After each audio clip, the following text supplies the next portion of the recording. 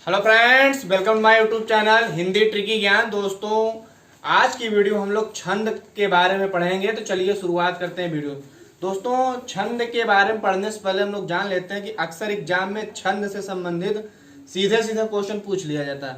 जैसे कि छंद शास्त्र को और क्या कहा जाता है, तो छंद शास्त्र को पिंगल शास्त्र भी कहा जाता है। क्योंकि दोस्तों, जो आचार्य पिंगल थे उनको ही इस छंद का आदि माना गया है। यानी आचार्य जो पिंगल थे उन्होंने ही छंद शास्त्र की रचना भी की थी। इसलिए छंद शास्त्र को पिंगल शास्त्र और किसने किया था, तो आचार्य पिंगल। ये चीजें आप छंद के बारे में और याद, कभी कभी इनसे रिलेटेड सीधे सीधे क्वेश्चन पूछ लिया जाता। अच्छा, अब छंद होता क्या है कि छंद में दोस्तों रचनाओं की वह प्रवृत्ति जिसमें ये वर्ण, मात्रा, यति, गति, तुक और ये गण,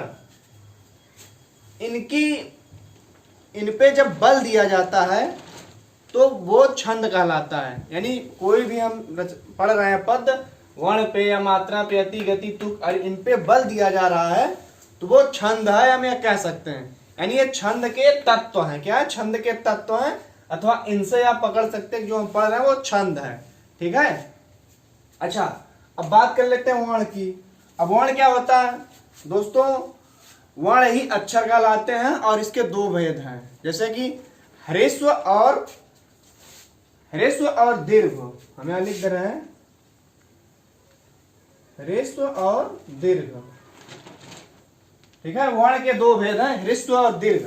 अब ह्रस्व क्या होता है? जिनके उच्चारण में बिल्कुल समय ही नहीं लगता है। जिनके उच्चारण में समय नहीं लगता है, यानी बहुत अल्प मात्रा में समय लगता है, उन्हें क्या कहते हैं? ह्रस्व कहते हैं।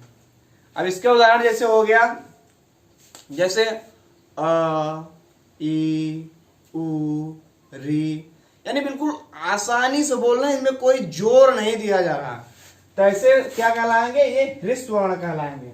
अच्छा, और इनके लिए क्या किया गया? एक चिन्ह का प्रयोग किया गया। छंद में दो टाइप के चिन्ह प्रयोग किया जाता है, एक लघु, एक गुरु। तो इनके लिए जो शब्द चिन्ह प्रयोग किया गया वो लघु प्रयोग किया गया। इसको इस टाइप से लिखते हैं, लघु। ठीक है। अच्छा, अभी दीर्घ क्या होता है?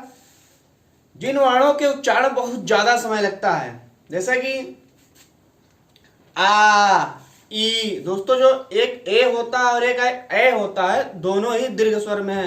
अब ओ और औ दोनों दीर्घ स्वर है। ठीक है। यहां क्या हो जाएगा? इसके लिए क्या चिन्ह लिया गया? इसके लिए गुरु लिया गया। इसे गुरु, इसको लघु को एक माना जाता है और गुरु को दो माना जाता है। ठीक है, इन दोनों, इसको एक और इसको दो माना जाता है। उसके बाद हम लोग मात्रा देखते हैं। मात्रा क्या होती है दोस्तों? किसी वर्ण या ध्वनि के उच्चारण काल को मात्रा कहते हैं। किसी ध्वनि के उच्चारण काल को मात्रा कहते हैं, अथवा किसी स्वर के उच्चारण में जितना समय लगता है, किसी स्वर के उच्चारण में जितना समय लगता है उसको मात्रा कहते हैं।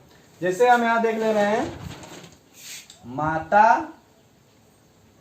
अब देखिए, इसके उच्चारण में ज्यादा समय लग रहा है, माता। और यही अगर हम मत लिख दें, मत में समय नहीं लग रहा, माता, यानी खींच रहा है, समय लग रहा, और मत में समय नहीं लग रहा। मात्रा का ही खेल है कि समय ज्यादा लग रहा है या कम लग रहा है। ठीक है। उसके बाद में हम यहां एक शब्द और लिख दे, जैसे कला लिख दे रहे हैं। अब कला में क में तो खिंचाव नहीं, लेकिन ला में टाइम लग रहा है।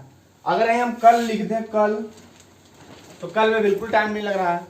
तो इस टाइप से जितना जो समय लगता है उसी को मात्रा बोलते हैं। अच्छा, अगला देखते हैं कि यति। अब यति क्या होता है दोस्तों? छंद को पढ़ते समय जहां कुछ देर के लिए रुक जाना पड़ता है, यानी छंद को पढ़ रहे हैं, यानी छंद पंद को, जो छंद होता है जो पद्य में ही होता है, गद्यांश में नहीं होता। छंद होता है पद्य में होता। तो छंद को पढ़ते समय जहां पे हम थोड़ी देर के लिए रुक जाते हैं उसी को क्या कहते हैं? यति कहते हैं। अच्छा, यति पहचानेंगे कैसे, आप रुकेंगे कैसे? खास करके जहां पे इस टाइप का चिन्ह लगा होता है, ये लगा होता है, या तो ये पूर्ण विराम लगा रहता है, या तो डबल विराम लगा रहेगा, या तो प्रश्नवाचक चिन्ह लगा रहेगा या तो संबोधक लगा रहे, ठीक है। इस टाइप जब चिन्ह लगे होते हैं तो हम जब छंद पद्य को पढ़ते हैं तो जब ये जहां पे भी आते हैं, ये चिन्ह जो जहां पे भी आते हैं वहां पर थोड़ी देर के लिए रुक जाते हैं, ठीक है। जब थोड़ी देर के लिए रुक जाते हैं उसी को क्या बोला जाता है, उसी को यति बोलते हैं। इसी क्या बोलते हैं, यति। इन चिन्हों के पहुंचने पे जब हम रुक जाते हैं तो इसको यति बोलते हैं। जैसे कामा लगा पढ़ रहे हैं, अगर कहीं कामा लगा थोड़ी देर के लिए रुकेंगे फिर आगे तो वहां यति दिया, यानी विराम हम थोड़ा सा देंगे, ठीक है। अच्छा, अब गति क्या है दोस्तों? गति है कि छंदों को, अगर हम छंद को पढ़ रहे हैं, जिस छंद पद को, अब पढ़ते समय एक प्रवाह से, एक गति से बिल्कुल पढ़ते ही चले जा रहे हैं ना, तो बहुत ज्यादा उतार चढ़ाव कुछ नहीं है, यानी जैसे धारा बहती है एक प्रवाह में अगर हम पढ़ते हुए चले जा रहे हैं, यानी हमको पढ़ने में एक अनुभूति जो अंदर से हो रही है कि हमारे एक समान अनुभूति पैदा हो रहे, वहां पे क्या बोलते हैं, गति बोलते हैं, ठीक है। तो इसको गति बोल देंगे। अच्छा, अब तुक आ गया। तुक की बात क्या है कि जब चरण के अंत में वर्णों की समानता पाई जाती है, जब हम जैसे कोई पढ़ रहे हैं वर्णों, जब हम कोई भी छंद पढ़ रहे हैं उसके आखिरी में अंत का जो वर्ण है, जैसे कि हमको उदाहरण देंगे, जैसे पवन तनय संकट हरण मंगल मूरत रूप और राम लखन सीता सहित हृदय बसाई सुर भूप। तो आग जैसे चौपाई हम पढ़ेंगे तो जय हनुमान ज्ञान गुण सागर, और जय हनुमान ज्ञान गुण सागर पढ़ रहे हैं। उसके बाद में जैसे श्री गुरु चरण सरोज रज निजमन मुकुर सुधार बरनव रघुवर विमल जसो जो दायक फल चार, ये जो आखिरी में रह आ रहा है, यहाँ पे वर्णों क्या है कि वर्णों की समानता पाई जा रही है। जो भी हम छंद पढ़ रहे हैं, अभी छंद कितने टाइप के होते हैं उसके बारे में हम लोग आगे पढ़ेंगे, तो अगर आखिरी में जो समान वर्ण आ रहा है तो उसी को क्या बोलते हैं, तुक बोलते हैं। अच्छा, तुक दो प्रकार के होते हैं, एक तुकांत पद्य यानी तुकांत कविता, एक अतुकांत। तो जिस छंद के आखिरी में जो वर्ण मिल रहे हैं, मैच कर रहे हैं, जैसे क आया तो क ही आ गया, ह आया, यानी जो भी वर्ण आ रहे हैं उसमें छंद में, तो अगर सेम है दोनों ऊपर वाली पंक्ति में नीचे वाली पंक्ति में आखिरी का वर्ण सेम है तो वो क्या होगा, तुक है, और वो क्या होगा, तुकांत कविता होगा, यानी वर्ण सेम है। और जिसमें सेम नहीं है वो क्या होगा, वो अतुकांत होगा, ठीक है। यहां से हो गया। अच्छा, अब गण की बात है, तुक हो गया, अब गण की बात है। गण में क्या होता है कि जैसे कि तीन वर्णों की, एक हमारा ये लघु हो गया, इसको एक बोलता है, और ये गुरु, ठीक है। ये अगर हो गए तो ये तीन वर्ण हो गए, एक ये और एक देव। लघु के एक बोलते हैं और गुरु को दो बोलते हैं। तीन वर्णों के क्रम अनुसार जो योग गण होता है उसी को क्या बोलते हैं, गण। इन्हीं के योग को गण बोलते हैं, ठीक है। अच्छा, ये जो गण, सीधे सीधे क्वेश्चन पूछा गया है कि गण कितने प्रकार के होते हैं। जो गण होते हैं वो 8 प्रकार के होते हैं।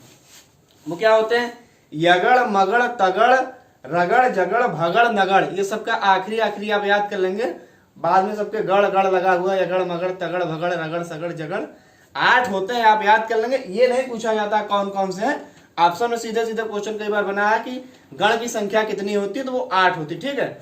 अच्छा, अब छंद कितने प्रकार के होते हैं इसको हम लोग अगली वीडियो में पढ़ेंगे। आज के लिए इतना ही, तब तक के लिए जय हिंद।